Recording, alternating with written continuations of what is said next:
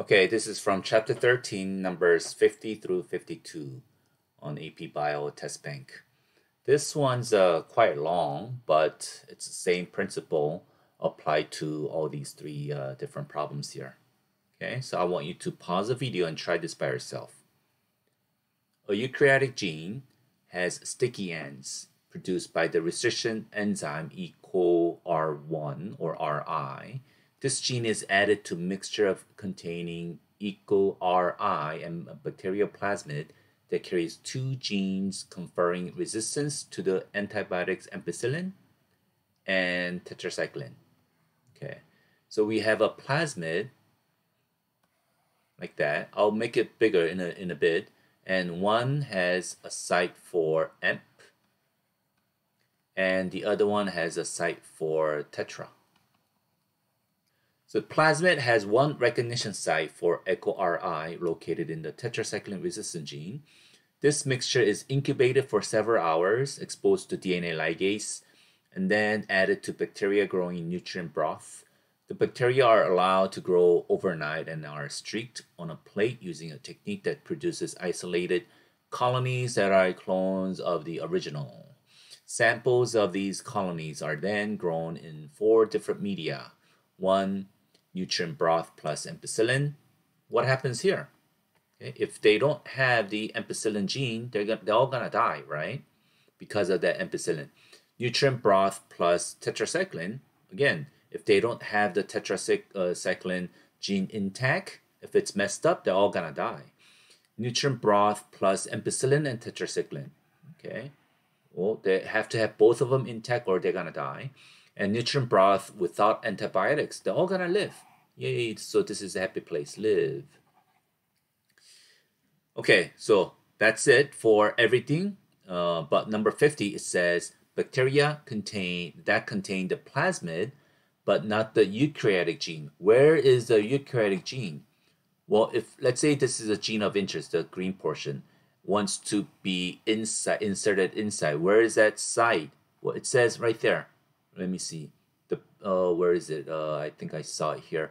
The plasmid has one recognition site for EcoRI located in the tetracycline resistant gene. So right there in somewhere here has that site where this, so if this green portion were to be inserted, it should be inserted right there, which will disrupt what? Tetracycline, right? So you got part of tetracycline here, part of tetracycline here that got disrupted, and then green portion got inserted if this was inserted, and then you're gonna have intact or functioning amp gene, but then tetra gene is messed up.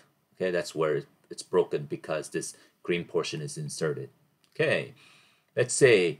Number 50 says it has a plasmid, so they're gonna be resistant to both amp and tetra, but not eukaryotic gene. So this has the green stuff. Eukaryotic gene is not inserted, meaning what? They are both resistant to both ampicillin and tetra, right? So where do you see them? Let me see. All in the nutrient broth plus ampicillin, but not in, no. They could survive even though there is a tetracycline. B, in all 4 types of broth. Yes, because they're all gonna survive. Let's move on to number 51. So this is 51. We have the same situation here. Let me draw one bacterial plasmid again. So we have, let's say over here we had amp gene. It doesn't matter where. And then over here we have a tetra. And then the point where eukaryotic DNA must be inserted is right there. Okay. Let me see. Number 51. Bacteria containing a plasmid into which the eukaryotic gene has been inserted. Now that's inserted. Okay, as I said earlier, what happens? Then that tetra will get disrupted. So it's part of the tetra right there, part of the tetra right there, and then we still have a amp.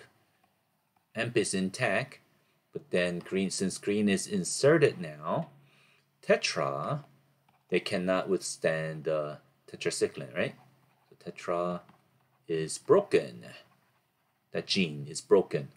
So let me see. So now eukaryotic gene has been inserted. Then where they can grow is where there's ampicillin only. Let's find that. A, in the nutrient broth, no. And the tetracycline, nope.